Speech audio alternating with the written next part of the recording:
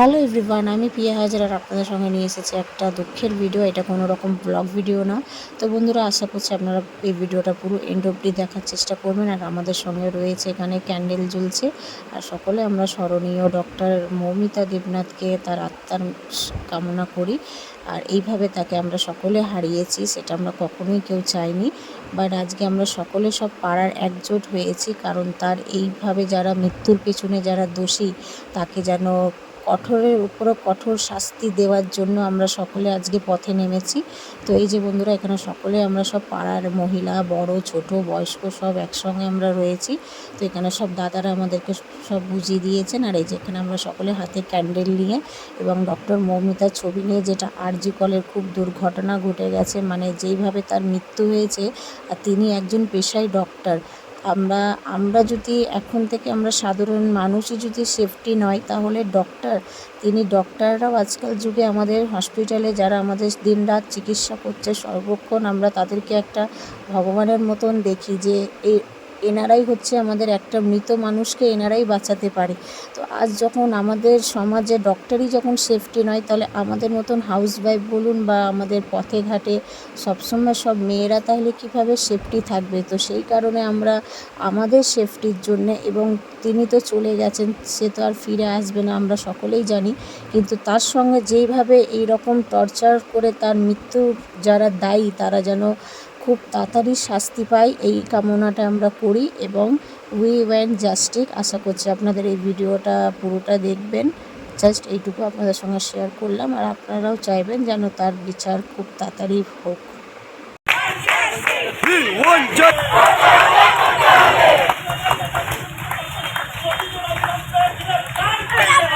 করতে হবে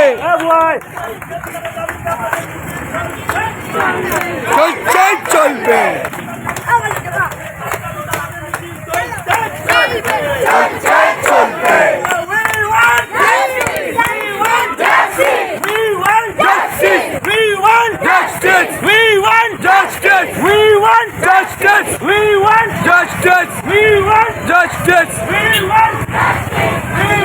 Justice!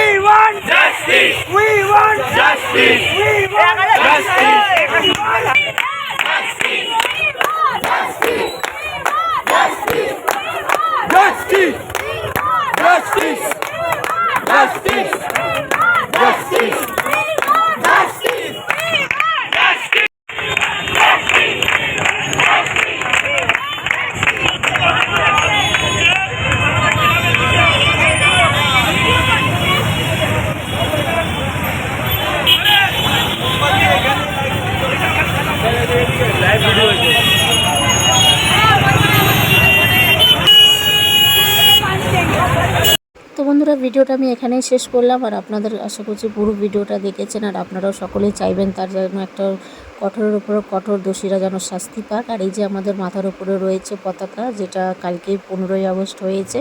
জানি না এটা কিসের স্বাধীন হয়েছে, বাট আমাদের তো মনে হয় এখনও আমরা মেয়েরা স্বাধীন হতে পারিনি।